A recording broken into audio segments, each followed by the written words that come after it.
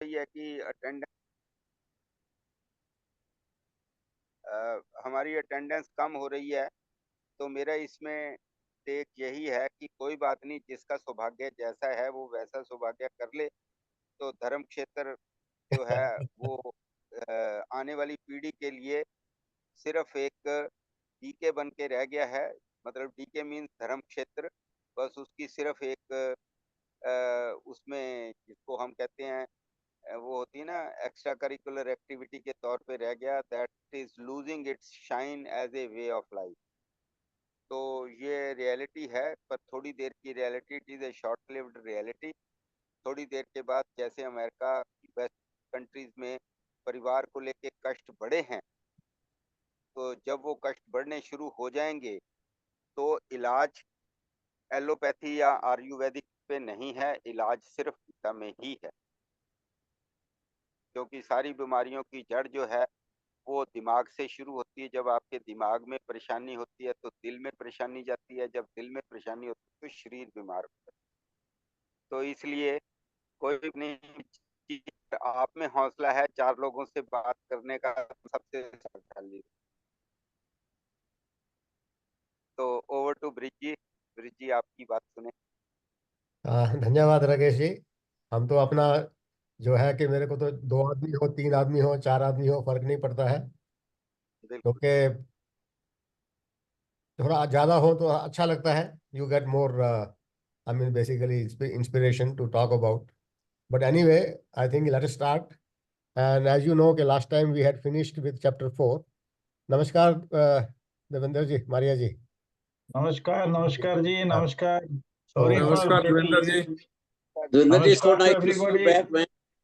It's so nice to see you back, Dvinder जी। अभी आपकी बात कर रहे थे कि आपको क्या हुआ, ओ थैंक यू। क्या पार्टी थे? सुरेंद्र जी थोड़ा सा कैमरा अपना सेट कर लो, थोड़ा सा कर रहा आपका। हूँ, कर हाँ रहा हूँ, कर बस रहा हूँ, कर रहा हूँ। हाँ जी। कर लो। तो ओके। चलिए हम अपना कंटिन्यू करते हैं। देवेंद्र जी भी आ गए हैं।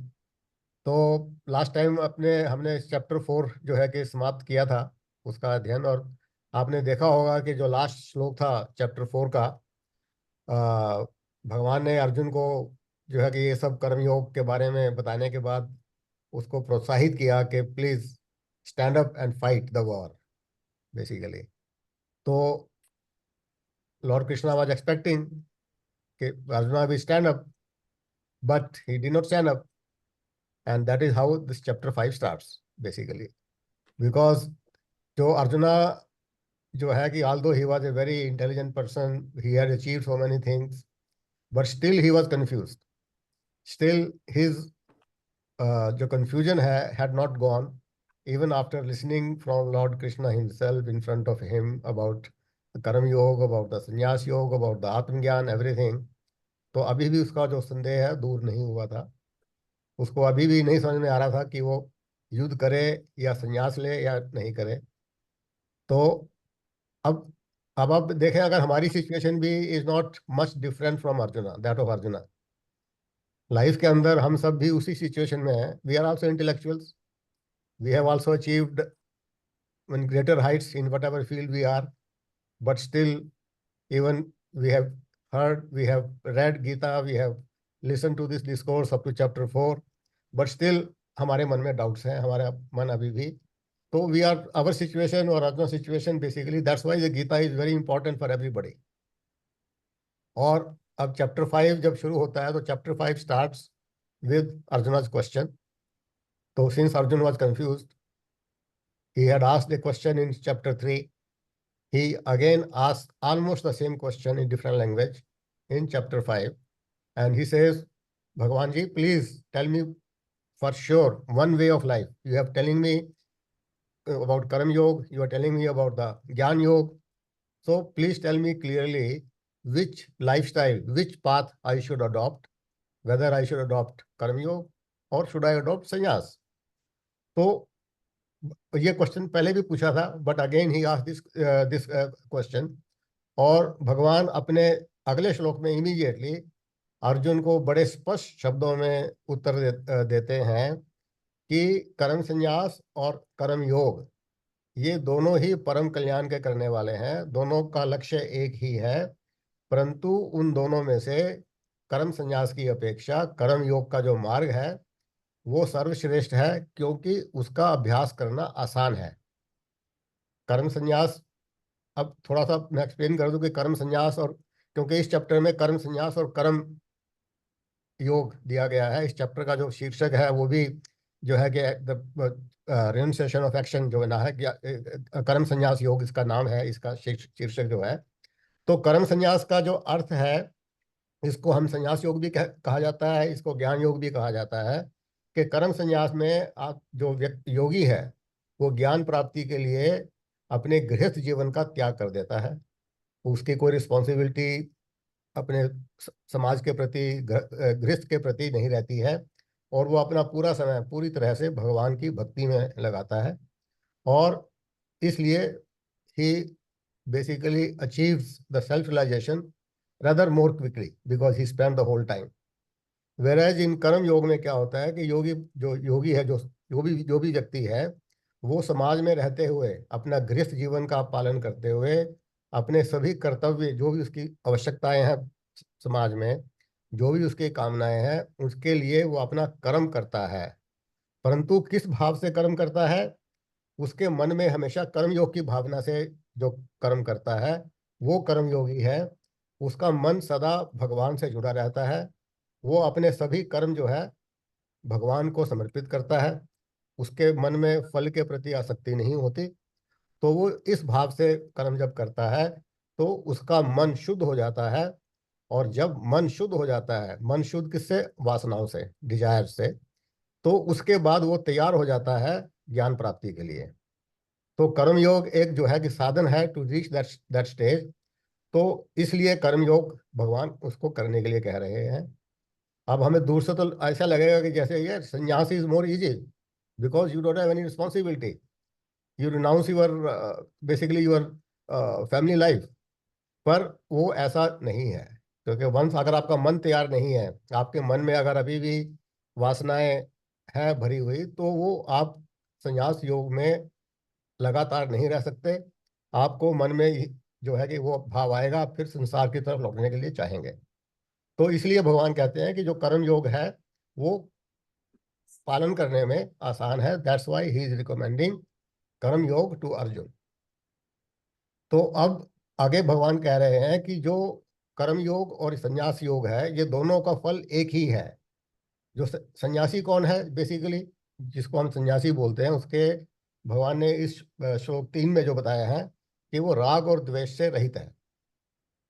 संन्यास का मतलब ये नहीं है कि वो कोई कार्य नहीं करता है, कर्म तो वो भी करता है, पर उसके मन में कोई राग और द्वेष नहीं है।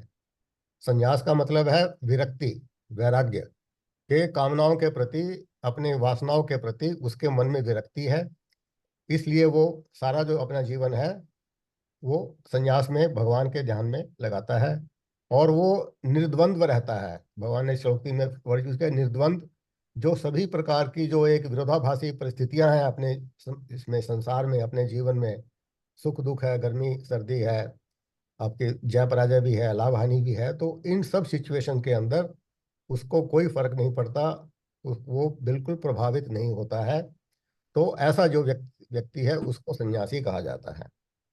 अब सबसे बड़ा जिसको गुण है कि वैराग्य है, उसके मन में वैराग्य है। थोड़ा सा बताएं कि वैराग्य भी जो है कि 2 प्रकार का होता है, एक को बोलते हैं फल्गु वैराग्य और दूसरा है युक्त वैराग्य। फल्गु वैराग्य क्या है कि जिसमें व्यक्ति अब संसार को एक बोझ के रूप में देखता है, अगर वह अपने गृहस्थ की जो रिस्पॉन्सिबिलिटी है उसको अगर वो एक बोझ के रूप में देखता है, और उसको बोझ को ना कर पाने की वजह से अगर वो संन्यास ले लेता है, तो वो उसको फल्गु वैराग्य बोला जाता है, और वो स्थायी नहीं है। वो कुछ समय के लिए तो कर पाएगा, पर बाद में वो नहीं कर पाता है। और दूसरा जो युक्त वैराग्य है, युक्त वैराग्य के अंदर क्या है कि वो उसमें स्वामी पने का भाव नहीं होता, उसके पास जो कुछ भी है, ये जो कुछ उसको मिल रहा है, उसमें उसकी ओनरशिप नहीं होती। ही ही नोज कि मेरे को जो मिला है वो सब भगवान का दिया हुआ है, और भगवान को ही वो सब कुछ जो उसके पास है वो भगवान को अर्पित कर देता है। इसलिए ये युक्त वैराग्य है वो जो है स्थायी होता है, और सन्यासी जो हमेशा है वो युक्त वैराग्य वाला ही होता है। जो एक सच्चा सन्यासी है। अब संन्यास कहें तो संन्यास भी दो प्रकार के यहाँ बताए गए हैं हमारे शास्त्रों में। एक है विद्वत संन्यास। विद्वत संन्यास वो है कि जिसमें योगी को रियलाइजेशन, सेल्फ रियलाइजेशन हो गया है। वो पिछले अपने जो जन्म में ही उसको रियलाइजेशन था, पर वो मुक्ति प्राप्त नहीं कर सका, he could not gate liberation. So in this, he takes a birth in a new birth. So he already had a knowledge. His mind is already, उसका जो पिछले संस्कार हैं उसकी वजह से, तो उसको जब उसको ज्ञान है, उसको पता है कि मैं शरीर नहीं हूँ, मैं आत्मा हूँ, तो वो जब संन्यास लेता है, वो उसको हम विद्वत संन्यास बोलते हैं। उसके बाद वो अपना मुक्ति पाने के लिए, जीवन मुक्त होने के लिए फिर वो अपनी साधना करता है। और दूसरा है विविधसा संन्यास। विविधसा संन्यास में क्या है कि उसको ज्ञान प्राप्त नहीं हुआ है, अभी उसको सेल्फ रियलाइजेशन नहीं हुआ है, बट उसके मन में इतनी श्रद्धा है, इतनी भावना है कि वो ज्ञान प्राप्त करने का बड़ा इच्छुक है। तो ऐसा जो व्यक्ति संन्यास लेता है उसको हम कहते हैं विविधसा संन्यास। तो इस तरह से दो प्रकार के संन्यास बताए गए हैं और दो प्रकार का वैराग्य बताया गया है। तो भगवान फिर इसलिए अगले जो श्लोक हैं, श्लोक 4 में जो कहते हैं कि जो जैसे पहले श्लोक में कहा भगवान ने कि कर्म संन्यास और कर्म योग दोनों का फल एक ही है। तो अगर जो कहते हैं कि इन दोनों का फल अलग अलग है, वो केवल अज्ञानी लोग ही कहते हैं कि दोनों का फल अलग अलग है, क्योंकि उनको ज्ञान नहीं, उनको पता नहीं है। न कि विद्वान या पंडितजन जिनको पता है वो कहते हैं दोनों का फल एक ही है, क्योंकि इन दोनों में से आप कोई भी मार्ग चुन लें, आप अपना लक्ष्य प्राप्त कर सकते हैं। सो दैट्स वाई दोनों का फल एक ही है। It's only the which path you choose. Like if you go across the globe, you can go either east or west, but you can reach your destination. So in the same way, to reach your goal, you can choose either of the path. But from these two paths, again, repeating, the Karma Yoga has been recommended for a person who is living in family life. And he's not telling that you live family life and then do it. Living in the family life itself, you have to prepare your mind to get the ज्ञान. So that's how he is explaining it. उसके बाद तो जैसे कहा कि दोनों का लक्ष्य एक ही है। तो जो परम धाम, लक्ष्य क्या है? परम धाम, मुक्ति, मोक्ष, बेसिकली लक्ष्य वही है हमारा। उसको आप मोक्ष कह लीजिए, उसको मुक्ति कह लीजिए, उसको आप परम भगवान के साथ मिल जाना बोल दीजिए, या परम धाम में भगवान के में चले गए। ये लक्ष्य दोनों का एक ही है कि जो परम धाम एक कर्म सन्यासी प्राप्त करता है, वही परम धाम एक कर्मयोगी भी प्राप्त करता है। और तो इसलिए जो ज्ञानी लोग हैं, दोनों का जो है दोनों एक कर्म योग और कर्म संन्यास दोनों एक समान है। और उपनिषदों में भी यही कहा गया है बार बार। तो दैट्स वाई देन जो कर्मों का जो पूर्णतः त्याग है, जो संन्यास का जो जीवन है, वो कर्म योग के अभ्यास के बिना कठिन है। आप जब तक आप कर्म योग का अभ्यास नहीं करेंगे, आप कर्म संन्यास या संन्यास योग को का पालन नहीं कर सकते।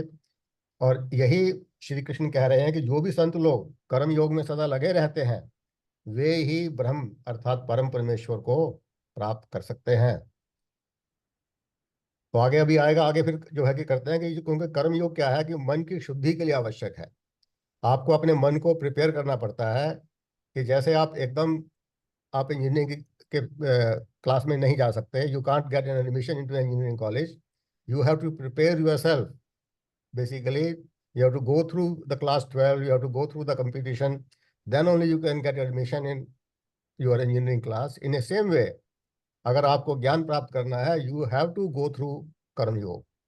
कर्मयोग ही एक साधन है जिसके द्वारा आप संन्यास या अपना जो लक्ष्य है मुक्ति का, मुक्ति क्या है? आपके संसार के इस चक्र से, सुख दुखों से मुक्ति जो आप तभी प्राप्त कर सकते हैं जब आप कर्म योग का मार्ग अपनाएंगे। क्योंकि जो एक और ये बड़ा डिफिकल्ट भी है कि हमारे जो जन्म जन्मांतरों के जो संस्कार हैं हमारे मन के ऊपर पड़े हुए हैं, ये इनको आसानी से इनको नहीं धोआ जा सकता। कि जैसे आप कहीं भी किसी भी अगर लोहे के ऊपर जब रस्ट लग जाता है तो रस्ट को निकालने के लिए आपको सैंड पेपर से घिसना पड़ता है। तो इसी तरह से हमें भी अपने मन को शुद्ध करने के लिए जो वासनाएं हमारे मन में संस्कारों के कारण बैठ गई हैं कई जन्मांतरों से, उसको धोने के लिए हमें काफी लंबी प्रक्रिया, कर्म योग का अभ्यास काफी लंबे समय तक करना पड़ेगा, तभी वो संभव है।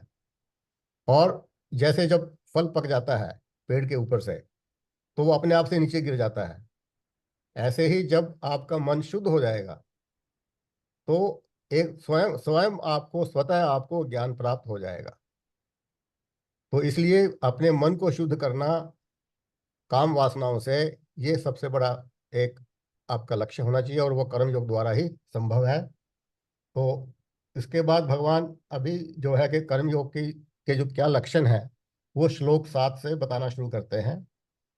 तो भगवान कह रहे हैं, he who is devoted to the yoga of action basically, और जो कर्मयोग की जीवन शैली का अभ्यास करते हुए जिन्होंने अपने मन को जीत लिया है, जिसने इंद्रियों को अपने वश में कर लिया है, और इस प्रकार उसका मन और बुद्धि शुद्ध हो गए हैं, ऐसा कर्मयोगी सभी प्रकार के कर्म करता हुआ भी कर्म बंधन में नहीं पड़ता। और कर्म बंधन में पड़ने का अर्थ है कि वो आप संसार के इस चक्कर में घूमते रहते हैं। तो वो एक कर्मयोगी जब वो कर्म बंधन में नहीं पड़ता, वो सभी प्राणियों में एक ही आत्मा को देखता है। तो ऐसा जब योगी कर्मयोगी जब इस अवस्था में पहुंच जाता है, उसे भगवान ने श्लोक 7 में योग युक्त कहा है, क्योंकि उसकी जो आत्मा है सदा के लिए ईश्वर से जुड़ जाती है। उसके वह बिना किसी इच्छा के या बिना किसी स्वार्थ के अपने जो कर्म करता है भगवान की सेवा में अर्पित कर देता है। And he sees the soul of all souls in every being. इस प्रकार जो कर्मयोगी है वो स्वाभाविक रूप से आत्मज्ञान को प्राप्त कर लेता है। And at that stage a karmayogi and a sanyasi, they look alike, they are basically alike at that stage.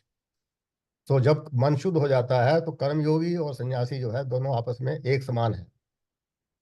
तो इस प्रकार जो निश्चय पूर्वक लगातार कर्मयोग में लगा हुआ जो मनुष्य है, जो योगी है, जो सत्य को जान जाता है, उसको तत्वविद बोला गया है। वो अच्छी प्रकार से जानता है कि जो कुछ मैं करता हूँ मैं कुछ नहीं करता हूँ। अब ये जो श्लोक 8 और 9 है, बड़े इसको उच्चारण करना बड़ा डिफिकल्ट है, इसकी थोड़ा सा संधि विच्छेद करके उच्चारण करना पड़ता है, पर इसका अर्थ बड़ा सिंपल है कि वो जो आपके शरीर से, आपकी इंद्रियों से जो भी कार्य हो रहे हैं, आप बैठे हैं, आप बोल रहे हैं, आप सूंघ रहे हैं, खाना खा रहे हैं, आपकी आंखें, आप पलकें झपक रहे हैं, आप जो है कि मन में कुछ सोच रहे हैं, ये सब जो हो रहे हैं आपके अपने आप से, जो आपके शरीर की इंद्रियों से कार्य हो रहे हैं, वो जानता है कि ये मेरी इंद्रियां जो अपने विषयों के गुणों के अनुसार अपने अपने विषयों में लगी हुई है। तो ये जो एक उसको ज्ञान प्राप्त है कि इसको वो जानता है कि he is that I am only, I am आत्मा, I am only the witness of all these activities taking place in my body by all my by my indriyas. So he knows that they are taking place because of the gunas. So and he does not get tainted by any of these activities. Like basically क्या है कि जैसे and he remains ever, the आत्मा remains ever pure and ever this thing. तो वो अपना जो कर्म करते हैं वो सारा का सारा श्रेय भगवान को देता है और स्वयं को भगवान की इच्छा पर समर्पित कर देता है। तो अब इस प्रकार का जीवन अब सबके लिए बड़ा आसान नहीं है, बहुत मुश्किल है, क्योंकि हम अपने आप को एक अलग, मैं अलग हूँ, मैं ब्रिज गुप्ता हूँ, आप दिनेंद्र मारिया जी हैं, मैं संजीव जी हूँ, मैं राकेश जी हूँ, तो हम अपने आप को सब एक अलग इकाई मानते हैं। जब तक ये भाव रहेगा मन में कि मैं अलग इकाई, ये शरीर है, पर मेरे जो पहचान है वो मेरी आत्मा है, तो हम अपने जो हमारे मन में एक ये कि मैं ये शरीर हूँ, मैं ये कर सकता हूँ, ये एक ईगो है, ये अभिमान है, ये अहंकार है, जिसको हम ईगो बोलते हैं। तो इस ईगो के कारण ही यही हमारा ज्ञान का कारण है, और इसी के वश में होकर हम अपना जो इस अपने शरीर को ही मैं अपना समझते हैं, अब आत्मा के बारे में हम भूल जाते हैं। तो अब इसलिए भगवान फिर दोबारा से श्लोक 10 में कर्मयोग के सिद्धांत को दोहरा रहे हैं।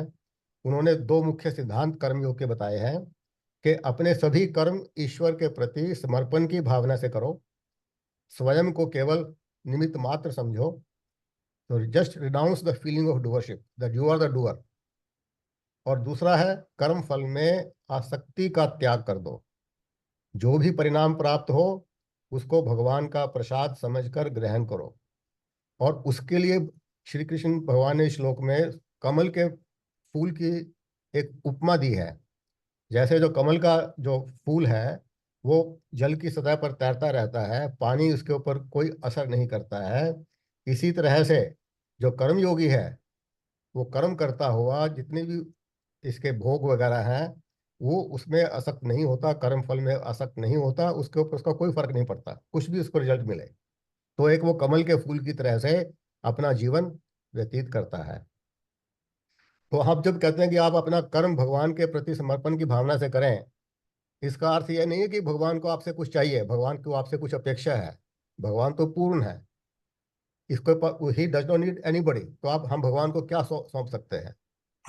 हम जब ये आरती करते हैं हम जय जगदीश हरे, उसमें भी एक लास्ट में एक पंक्ति आती है, तेरा तुझको अर्पण, कि जो कुछ भी है भगवान, मैं आप सब कुछ आपका है, मैं आपको ही अर्पण कर रहा हूँ।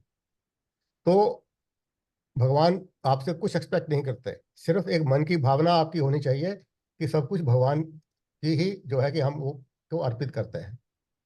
उसके बाद कहते हैं कि जो जो भी वो कर्म करता है वो केवल अंतःकरण की शुद्धि के लिए करता है। और जैसे पहले भी मैंने कहा कि अंतःकरण की शुद्धि का मतलब है कि अपनी मन से सभी जो उसकी वासनाएं हैं, मनता है, वो मिट जाए। और इसी कारण से जो योगी जन हैं वे प्रतिकूल परिस्थितियों के अंदर भी अपने अंतःकरण की शुद्धि के अवसर के रूप में देखते हैं। अब संत कबीर का एक दोहा है, बड़ा अच्छा है इसी बारे में। यह है, निंदक नीरे राखिए आंगन कुटी छबाए, नित साबुन पानी बिना निर्मल करे सुभाए। कि ये जो हमारे मन में जो अपने मन को जो शीघ्र निर्मल करना चाहते हैं उसके लिए आप किसी निंदक की संगति में चले जाइए, क्योंकि जब तुम उसके निंदनीय शब्दों को सुनेंगे और उसको सहन कर लोगे तब अपने मन को बिना साबुन के, बिना जल के आपका मन निर्मल हो जाएगा। तो ये सबसे इम्पोर्टेंट है, तो कबीर जी ने भी कहा है। और इसके बारे में रामायण में भी बड़े अच्छे उदाहरण मिलते हैं। तो क्योंकि मैं आज इसको अध्याय 5 को पूरा फिनिश करना चाहता हूँ, पूरा इसको खत्म करना चाहता हूँ, इसलिए ज़्यादा डिटेल में मैं न जाते हुए मैं आगे श्लोक 12 में जो है कि जाता हूँ कि जब आदमी जब योगी कर्म योग में सिद्ध हो जाता है तो उसको परम शांति मिलती है, एटर्नल पीस। और वो तभी मिल जाती है जब उसका मन शुद्ध हो जाता है। कि जैसे हम जब नींद लेते हैं, when we are in deep sleep, we feel real peaceful, and when we get up we are really rejuvenated. क्योंकि उस वक्त हमारा जो ध्यान है वो संसार, हमारे लिए संसार एग्जिस्ट नहीं करता in deep sleep. We don't know what is happening in the world, our mind is totally ignorant about the world. तो इसीलिए परम शांति आपको तभी मिल सकती है जब आप अपना जो ध्यान है संसार से हटाकर अपने भीतर आत्मा की तरफ मोड़ लेते हैं। You have to just simply turn your mind from external to internal. इसके लिए जो कहते हैं कि जो मनुष्य है एक देहधारी जीव है, क्योंकि हमने देह डाली हुई है, जब वो अपने सभी कर्मों का इस प्रकार से त्याग कर देता है, अपनी इंद्रियों को वश में कर लेता है, तो वो ये जो एक 9 द्वारों वाला श्री रूपी जो घर है, जो नगर है, उसमें शांति पूर्वक रहता है। इस स्थिति के अंदर आप, और इसको हमारे जो शरीर को 9 द्वारों वाला घर कहा गया है। 9 द्वार कौन कौन से हैं? 2 आंखें, 2 कान, 2 नाक, 1 मुख और 1 गुदा और मूत्र का मार्ग। ये हमारे शरीर के 9 द्वार हैं। अगर हमें अपनी इंद्रियों पर, इन सब पर कंट्रोल है, ये सब हमारे वश में है, तो हमारे जो शरीर के अंदर जो निवास करने वाली है वो आत्मा है, वो बेसिकली इसका शरीर का जो स्वामी है वो आत्मा है। तो इस सिचुएशन में जो आत्मा है वो सुख पूर्वक इस 9 द्वारों वाले घर में आराम से निवास करती है। So because he neither considers himself as a doer of action, nor that I am causing somebody else to do the actions. So he simply, because he has renounced all actions mentally, not physically, but mentally. Renouncing actions mentally का मतलब ये हुआ again कि उसके कर्म फल में उसकी आसक्ति नहीं। तो इसलिए जो है कि हेलो, तो जैसे एक जो किंग होता है वो अपने नगर में सारा कार्य उसके मंत्री करते हैं, राजा कुछ नहीं करता है, वो आराम से सब कुछ जो है कि देखता है। इसी प्रकार से जो शरीर में रहने वाला जो आत्मा है वो राजा है, वो स्वयं कुछ नहीं करता है, सिर्फ आपकी जो इंद्रियां हैं, आपका जो शरीर है वही काम करते हैं, जो आत्मा। और वो कैसे काम करते हैं? आत्मा की चेतन रूप शक्ति के द्वारा, वो आत्मा की शक्ति से ही काम करते हैं, क्योंकि वो राजा की शक्ति ही मंत्री को मिली होती है, उसी शक्ति के बेसिस पर मंत्री भी काम करते हैं। तो ये इस तरह की जो उपमा जो है कि दी गई है। और फिर भगवान कहते हैं कि इसके जो शत्रु हैं, जो दो शत्रु इसके हैं, भोग और विलास, ये शत्रु हैं जो इंद्रियों के द्वारों से आते हैं। वो हमारे मन में प्रवेश करते हैं, और जब मन में प्रवेश कर जाते हैं तो फिर उसे परेशान करते हैं। परंतु जो इन पर संयम रखता है अपनी इंद्रियों पर, वो उनको, शत्रुओं को अंदर नहीं आने देता। जैसे सीमा पर आर्मी बैठी है, वो एकदम तैयार रहती है कि किसी भी शत्रु को सीमा में अंदर घुसने नहीं देना। इसी प्रकार जो एक कर्मयोगी, जो उसको संयम हो जाता है, वो अपनी इंद्रियों के द्वारों से किसी भी शत्रु को, भोग विलास वाले शत्रु को अंदर नहीं आने देता। तो जब आपके मन में भोग विलास एंट्री नहीं करेंगे तो आपका मन शांत रहेगा। सो this is the trick what भगवान हैज टोल्ड। फिर आगे भगवान कह रहे हैं श्लोक 14 के अंदर कि जो भगवान है, जो प्रभु है, यद्यपि ये ब्रह्मांड की सभी गतिविधियों के नियंत्रक हैं, उनको चलाने वाले हैं, पर लेकिन वो कर्मों के संचालक नहीं है। वो आपके कर्म, जो भी आप कर्म करते हैं, उसके संचालक नहीं है। व्यक्ति स्वयं निर्णय लेता है अच्छे या बुरे कर्म करने का, वो पूरा की पूरी उसको स्वतंत्रता है।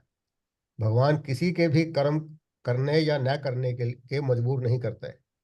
ये पिछली बार भी हमने कई इसमें सेशन में देखा है कि मन में फिर भी एक डाउट आता है कि अगर भगवान ही सब कुछ कराने वाले हैं तो हम कर्म ही जो है कि क्यों करें। तो Bhagwan does not direct anybody to do this और that. It is one's own sweet nature which consists of three gunas, sattva, rajas and tamas, which causes the person to do good or bad deeds. Or in this whole universe, whatever the whole universal drama is taking place in this Brahman, is all taking place according to the laws of nature. भगवान उसमें कुछ नहीं करते हैं, ये law of nature से अपने आप पूरा जो एक ड्रामा है वो चलता चलता रहता है। तो ये सिर्फ under the delusion of Maya, that we think ourselves to be doer, to be the enjoyer and the sufferer as well. परंतु जो कर्मयोगी है या कर्म संन्यासी है, वो इन सब से निर्लिप्त रहता है। वो भगवान फिर दोबारा रिपीट कर रहे हैं चैप्टर, इसमें श्लोक 15 में, that God is not responsible for anybody's virtuous or sinful acts. If a man does good, he enjoys happiness. If he does something bad work, he will suffer. God has nothing to do with any of them. So man is the maker of his own destiny. और ये बहुत पुरानी कहावत आप सबने सुनी भी होगी कि our destiny is in our hands. So this is what also is said here. The man is the maker of his own destiny. भगवान ने सिर्फ व्यक्ति को इच्छा शक्ति दी है कि आप कर्म करें ना करें, कैसे करें, वो आपके ऊपर, आपकी इच्छा पर निर्भर करता है। पूरी आपको जो है कि वो दी हुई है इसके लिए फ्रीडम। परंतु भगवान हर एक के हृदय में बैठे हुए आपके कर्मों का लेखा जोखा का हिसाब रखते हैं, और उसी के बेसिस पर according to the universal laws of karma आपको उसका कर्मों का फल देते हैं। परंतु जो संसारी लोग हैं, जो अटैच्ड हैं हर एक से, we are caught in this web of attachment and hatred. क्योंकि और इसी वजह से हम अपने जो अच्छे या बुरे कर्म हैं, हम उसको अच्छी तरह से उसका चुनाव नहीं, अपनी बुद्धि द्वारा चुनाव नहीं करते हैं। तो फिर इसको जो व्यक्ति के मन में जो इस प्रकार का ज्ञान का पर्दा पड़ा हुआ है वो कैसे दूर किया जा सकता है, इसका वर्णन भगवान 16 में करते हैं।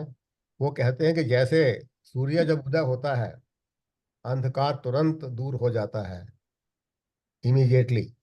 उसी प्रकार भगवान कह रहे हैं कि जब मनुष्य को आत्मज्ञान का बोध हो जाता है तो उसके मन पर पड़ा अज्ञान का जो अंधकार है वो अपने आप से दूर हो जाता है, और इसलिए उसे आत्म तत्व का अनुभव हो जाता है। अब आत्मा तो हमारी, हम बोलते हैं आत्मा तो भगवान का अंश है। जैसे सूर्य स्वयं प्रकाशमान है ऐसे ही आत्मा भी स्वयं प्रकाशित है। उसको किसी दूसरे बाहर से किसी एक्सटर्नल चीज की आवश्यकता नहीं है प्रकाशित होने के लिए। तो सिर्फ जब अज्ञान का पर्दा हट जाता है तो ये जो आत्मज्ञान का जो प्रकाश है अपने आप से प्रकट हो जाता है। जैसे जब सूर्य के ऊपर से बादल हट जाते हैं तो सूर्य का प्रकाश तुरंत अपने आप से आ जाता है। तो एक अज्ञान का पर्दा हटाने की आवश्यकता है कि जैसे ही अज्ञान का पर्दा हटेगा आपका हृदय, आपका मन, आपकी आत्मा में का प्रकाश अपने आप से फैल जाएगा।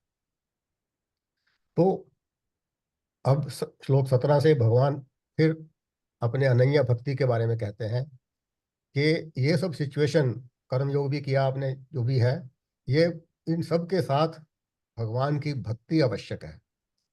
कि जो मेरा अनन्य भक्त है, आपने कर्मयोग किया, मन शुद्ध कर लिया, पर उसके बाद भी जब मोक्ष प्राप्त करने के लिए भगवान की कृपा आवश्यक है। भगवान की भक्ति करना बहुत ही आवश्यक है। और भगवान के भक्त कौन है?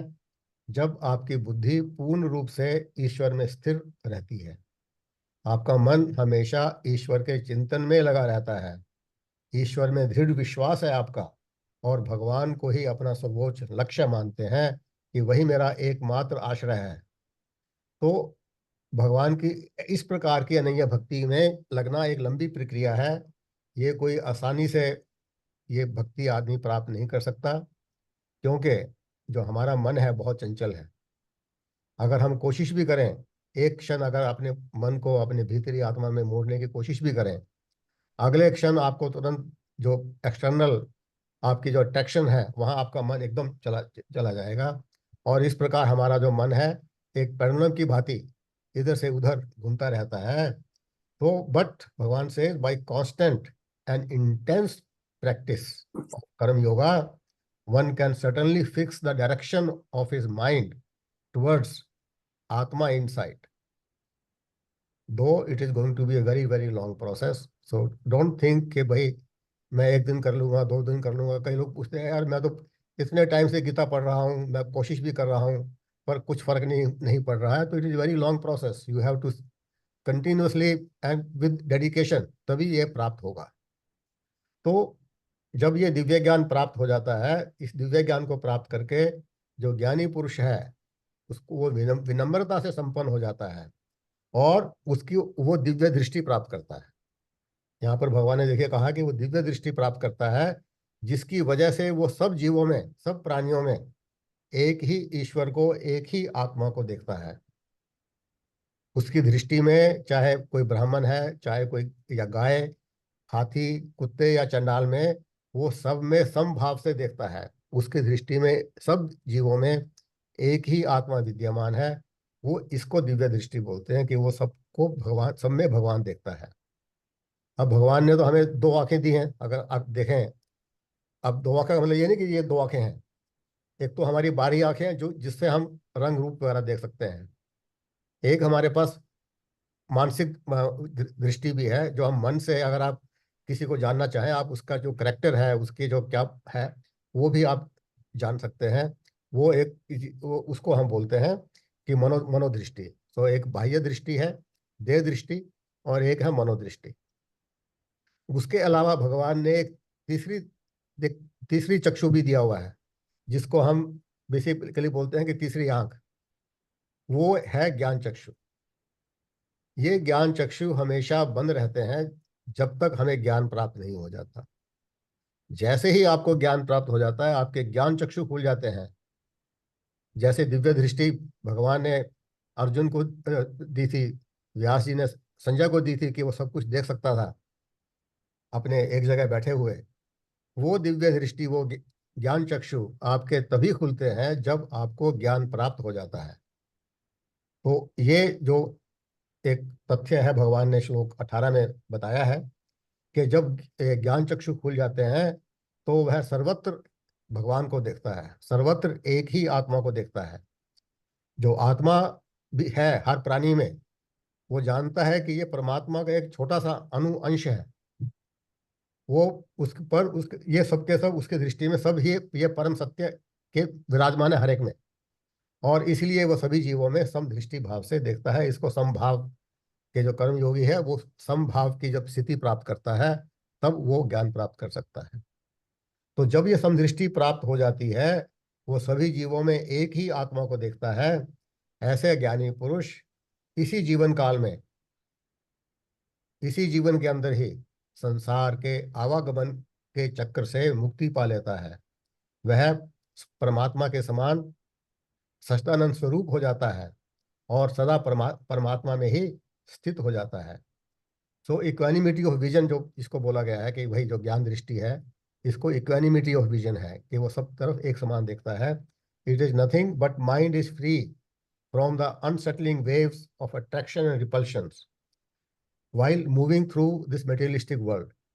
जिस प्रकार से एक जो लाइट हाउस है built on a solid rocks in a sea is unaffected by the even in a storm, in a same way जो एक ज्ञानी है जब उसको ज्ञान प्राप्त हो जाता है, उसको इक्वानिमिटी ऑफ विजन प्राप्त हो जाती है, while alive remaining alive in this world he remains steadfast towards in God within his आत्मा inside।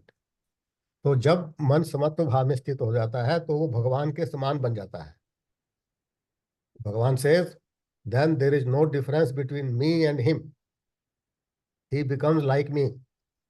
पर इसका मतलब ये नहीं है कि आप भगवान के समान सर्वशक्तिमान या सर्वज्ञ बन गए।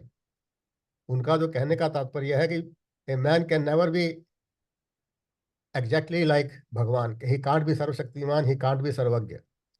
सिर्फ कहने का उनका अर्थ है कि आप भगवान समान हो जाते हैं। आप इस समाज में, इस संसार में रहते हुए भगवान के समान आचरण करते हैं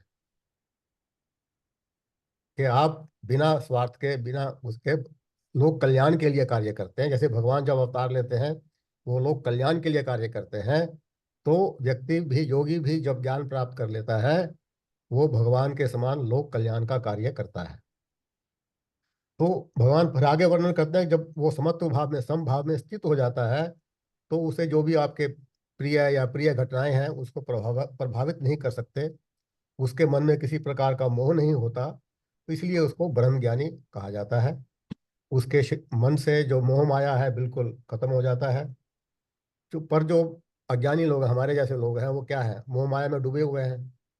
तो हम एक वेदर कॉक की तरह इधर उधर घूमते रहते हैं, हवा के झोंके की तरह वेदर कॉक घूमती रहती है। तो हम भी अपने उन्हीं राग और द्वेष में इधर से उधर घूमते रहते हैं।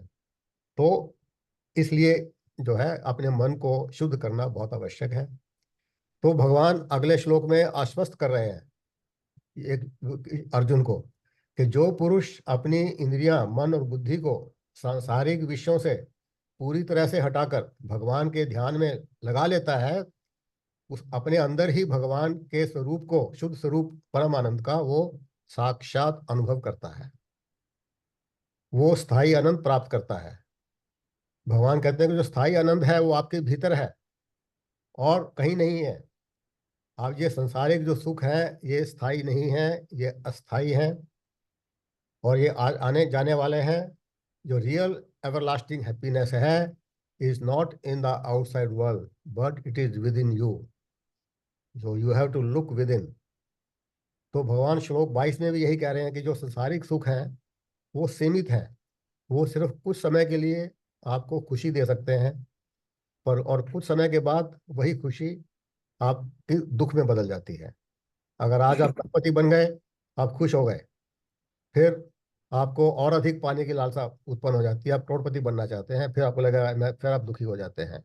तो इसलिए ये हमेशा के हमेशा कहते हैं कि सीमित है, इसके कोई वो नहीं है कि ये, पर जो भगवान का जो परमानंद है वो असीमित है। और संसारिक सुख अस्थायी हैं, ये नित्य घटते रहते हैं।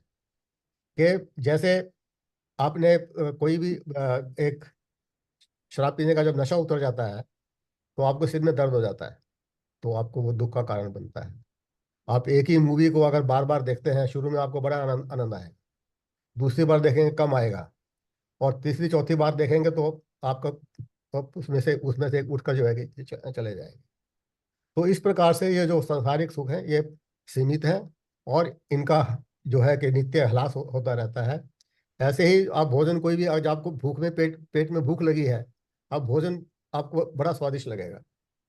अगर आपको भूख नहीं है, वही भोजन आपको कष्ट देगा। तो इसलिए जो सच्चा सुख है, जो स्थायी आनंद है, वो आपके भीतर, आपके अंदर ही मौजूद है। तो इसलिए भगवान अगले श्लोक 23 में भी जोर देकर कह रहे हैं, हेयर ओनली, यहीं पर, इसी शरीर में, इसी जीवन काल में, मृत्यु से पहले आप इस परम आनंद को प्राप्त कर सकते हैं। This param anand is available to you in this life, in this world, here only, not after death. तो वो पर कैसे? You have to conquer your lust and anger, your kaam और क्रोध। ये दोनों जो है एक नदी की तेज धारा की भांति बहुत शक्तिशाली है, जिनको रोकना अत्यंत कठिन है। भगवान ये भी कह रहे हैं, इनको रोकना बहुत कठिन है। किंतु भगवान की भक्ति, जो भगवान ने मनुष्य को बुद्धि प्रदान की है, बुद्धि द्वारा भगवान की भक्ति करके, भगवान में ध्यान लगाकर, कर्मयोग का पालन करते हुए, वो इस काम और क्रोध के वेग को सहन करने में समर्थ हो सकता है। कैसे? By following the life style of karmayoga. अब ये बार बार गीता में, उपनिषदों में कहा गया है कि आपको मोक्ष इसी जन्म में मिल सकता है, जीवित रहते हुए ही। बस जरूरत है कि आपको, you must know the art of living. मैंने शुरू में भी जब ये गीता का शुरू किया तभी मैंने कहा था कि Gita is not a philosophy. Gita में जो कुछ भी कहा गया है, it is an art of living. It tells you how to live your life. Lord Krishna has prescribed the lifestyle of Karma Yoga. By Karma Yoga only, you can achieve your goal. And with goal, to be happy. Everybody wants to be happy.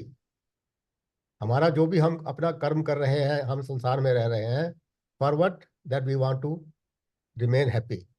हम हमारी अपनी सभी, ये हम सोचते हैं कि हमारी ये आवश्यकता पूरी हो जाएगी, we will be happy. But we are working all for that. तो आर्ट ऑफ लिविंग जो है वही है कि अपना जीवन कैसे जिया जाए। और उसके 3 महत्वपूर्ण पहलू बताए हैं भगवान ने, कि काम और क्रोध पर विजय प्राप्त करना। और ये काम और क्रोध पर जो विजय प्राप्त की जा सकती है, आपके शरीर के पतन से पहले ही, मृत्यु से पहले ही विजय प्राप्त कर लो इसको, उसके बाद तो फिर पता नहीं है। और तीसरा है, जब आप इस विजय को प्राप्त कर लोगे तभी आपको परमानंद मिल सकता है। So all of us, we are just working basically to secure peace and happiness. And the Lord states that the key to happiness is placed in your own hands. जैसे पहले भी कहा है, man is the maker of his own destiny. So the key of happiness is in your own hands, basically. So we all know that our tenure of life is very, very, very uncertain. One cannot say when he shall be called off from the stage of life, earthly life. Even if we live our ripe old age, like some of us are now in the reaching 80s or something, in that case, we cannot be sure of switching to a spiritual life at that age, because our health will not permit that. Our mental powers are declined. So sadhana will become impossible at that age. So Bhagavan says, right time to start spiritual life is now. I mean, when, any time, basically, but don't wait. ओ पहले भाई मेरे सब बच्चे settle हो जाएंगे, मैं free हो जाऊंगा, रिटायर हो जाऊंगा, उसके बाद फिर स्पिरिचुअल लाइफ करेंगे. This is what everybody thinks, but what he says is, no, you cannot. At that age, it will not be possible. You will not be possible to achieve that goal in this life. So you have to start early and continue it. तो basically क्या यही है कि जब you should start this spiritual life when you are young, when you are working, doing your duties at that time itself. तो जब अगले श्लोक में भगवान कह रहे हैं 24 के अंदर कि जब ये व्यक्ति अपने इन काम और क्रोध को सहन करने में समर्थ हो जाता है, तब वो अपने अंदर ही, अंतरात्मा में ही आनंद का अनुभव करता है।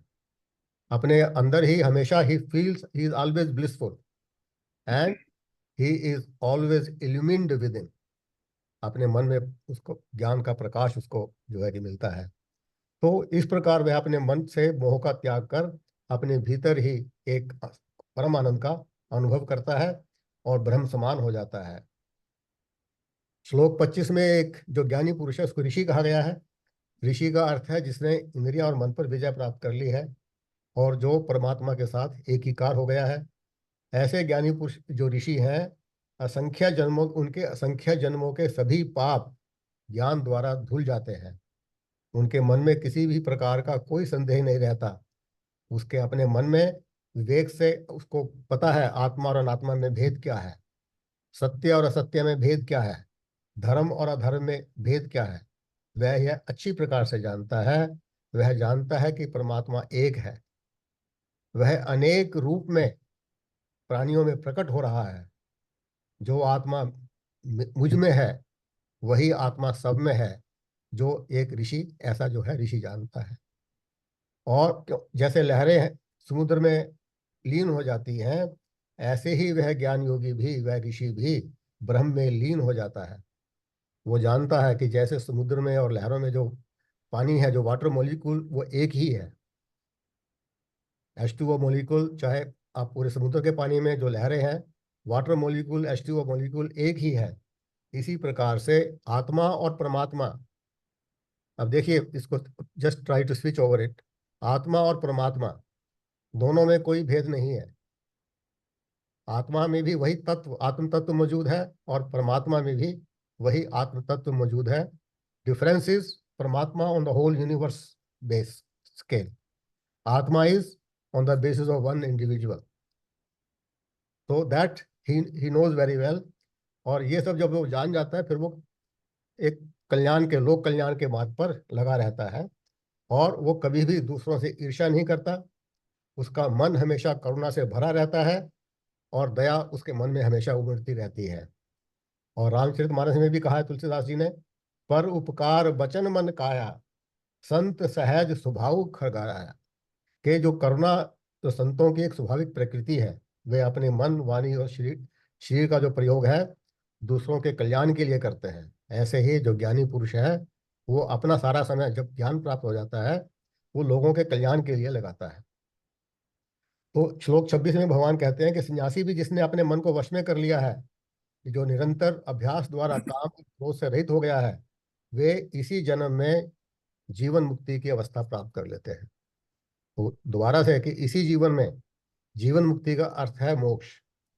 जीवन मुक्ति के बाद, अगेन मैंने पहले भी कहा था कि जीवन मुक्ति के बाद उसको अपने जो प्रारब्ध कर्म है उसको भोगना ही पड़ता है। और वो उस पीरियड के लिए एक बड़े आत्मज्ञान की स्थिति में रहता हुआ अपना आचरण करता है। तो इस प्रकार से अब अगले जो 2 श्लोकों में भगवान एक ध्यान योग का इंट्रोडक्शन दे रहे हैं, जो अभी श्लोक 6 में, अध्याय 6 में शुरू होगा। भगवान जो इसमें ध्यान योग की स्थिति, जब उसके बाद जब आपको ज्ञान प्राप्त हो गया, फिर आपको मोक्ष प्राप्त करने, जीवन मुक्ति प्राप्त करने के लिए ध्यान योग में जाना जरूरी होता है।